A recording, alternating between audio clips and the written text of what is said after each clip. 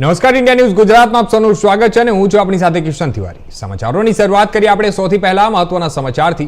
વાત કરીએ આપણે વડોદરાની, તો ડભોઈ ખેતીવાડી બજાર સમિતિ એપીએમસીના પ્રમુખ અને ઉપપ્રમુખ પદ માટે યોજાયેલી ચૂંટણીમાં બંને હોદ્દેદારોની બિનહરીફ વરણી કરવામાં આવી હતી। પ્રમુખ પદે મુકુંદભાઈ પટેલ અને ઉપપ્રમુખ પદે ઉમેશભાઈ પટેલની બિનહરીફ વરણી થતા ભાજપ કાર્યકરો અને સમર્થકોમાં ખુશીની લાગણી જોવા મળી હતી।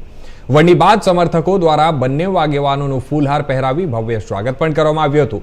જણાવી દઈએ કે એપીએમસી કચેરી ખાતે કાર્યકરો અને આગેવાનો મોટી સંખ્યામાં ઉપસ્થિત રહ્યા હતા અને વિજેતાઓને શુભેચ્છાઓ પાઠવી હતી। ઉલ્લેખનીય છે કે ડભોઈ એપીએમસીમાં આ વખતે ભાજપ પ્રથમ વખત પોતાનો કબજો જમાવ્યો છે અને જેને સ્થાનિક રાજકીય વર્તુળોમાં મહત્વપૂર્ણ સિદ્ધિ તરીકે જોવામાં આવી રહ્યું છે। ડભોઈ એપીએમસીમાં થયેલી આ બિનહરીફ વરણી અને ભાજપ પ્રથમ વખત સુકાન સંભાળતા કાર્યકરોમાં ઉત્સાહનો માહોલ જોવા મળી રહ્યો છે। આ પ્રસંગે ડભોઈના ધારાસભ્ય શૈલેષભાઈ મહેતા, વડોદરા જિલ્લા પ્રમુખ ડોક્ટર બીજે બ્રહ્મભટ્ટ તથા જિલ્લા કેળવણી મંડળના શશિકાંતભાઈ પટેલ ખાસ ઉપસ્થિત રહી અને નવનિયુક્ત હોદ્દેદારોને અભિનંદન પાઠવ્યા હતા। ડભોઈ ખેતીવાડી ઉત્પન્ન બજાર સમિતિ એટલે કે એપીએમસીમાં આજે પ્રમુખની ચૂંટણી હતી એ બિનહરીફ જાહેર થયા છે। અમારા મુકુંદભાઈ પટેલ પ્રમુખ તરીકે અને ઉપપ્રમુખ તરીકે ઉમેશભાઈ પટેલ બંને જણા સર્વાનુમતે બિનહરીફ ચૂંટાયા છે। હું બંનેને અભિનંદન આપું છું અને ખાસ કરીને 35 વર્ષમાં પહેલીવાર ભારતીય જનતા પક્ષનું એપીએમસીમાં બોર્ડ બન્યું છે એટલે તમામ ડિરેક્ટરોને ખાસ અભિનંદન આપું છું।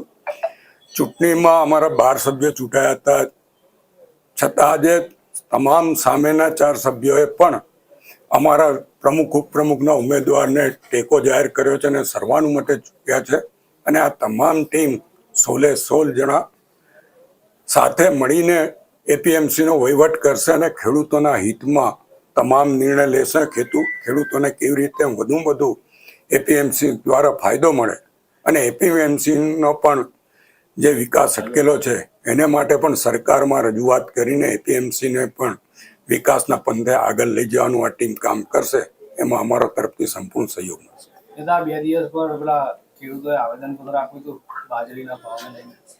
બાજરીના ભાવોનો પ્રોબ્લેમ નથી, ખરીદીનો પ્રોબ્લેમ છે કે જે ખરીદી કરવામાં આવતી હતી 1800 ને બદલે 1000, એના માટે જે તે એમની રજૂઆત હતી। પરિપત્ર મંગળવારે બહાર પાડવામાં આવ્યો। મંગળવારે જ હું અન્ન પુરવઠા મંત્રી અને કૃષિ મંત્રી બંનેની સાથે મળ્યો હતો અને જે મુશ્કેલી સરકારની છે એમાં ખરીદી દર વર્ષો કરતા 4 થી 5 ગણી વધારે ખરીદીઓ કરવામાં આવી છે અને એના કારણે તમામ ગોળાઉનો પેક થઈ ગયા છે। ગોળાઉનો સરકાર પાસે રહ્યા નથી, એના કારણે ખરીદી ઉપર થોડીક બ્રેક મારવામાં આવી છે, પણ પહેલા બ્લોક કરવામાં આવેલા ખેડૂતોને પણ બ્લોકમાંથી કાઢી નાખ્યા છે સરકારે, તમામને માલ ખરીદવાનો એવી સૂચના આપી અને હવે ટૂંક સમયમાં ગોળાઉનોની વ્યવસ્થા થતા તમામ ખેડૂતોનો માલ ટેકાના ભાવે ખરીદવા